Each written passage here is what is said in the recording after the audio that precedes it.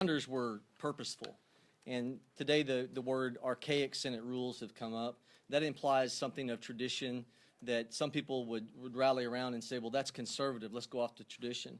But we are straining the gnat and eating the camel because that tradition is unconstitutional. So for the times that you've heard it said that it's archaic, it's also unconstitutional. And let me give you a basis for that.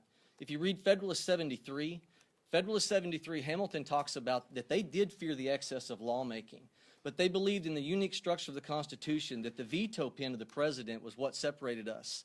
And that alone, they were willing, as they said in Federalist 73, they knew that they would sacrifice a few good bills, but they feared the bad bills more. What the United States Senate has been operating off of, and I want to be clear, as Representative Roy talked about, we're not even talking about getting rid of the filibuster. But to take it to the nth degree, if we were, the filibuster itself came in 1806, and it was an accident. You heard that right.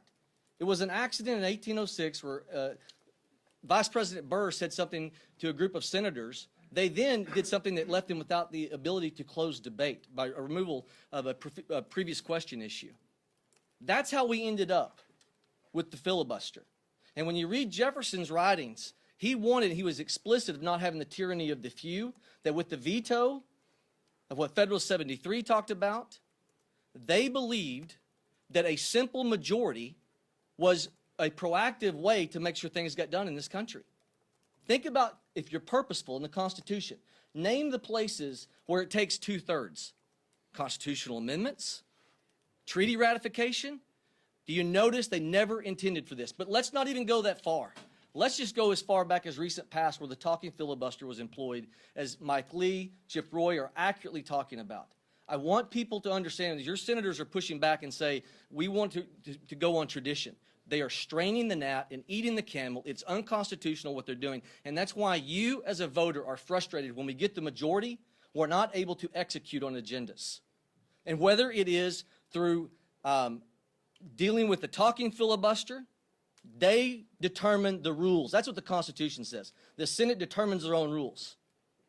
And whether it's that or whether it's through a bird rule discussion, they determine the rules, not the parliamentarian. These archaic hindrances are created to hide behind, they know it, 15% foreign-born population right now in this country, highest it's ever been.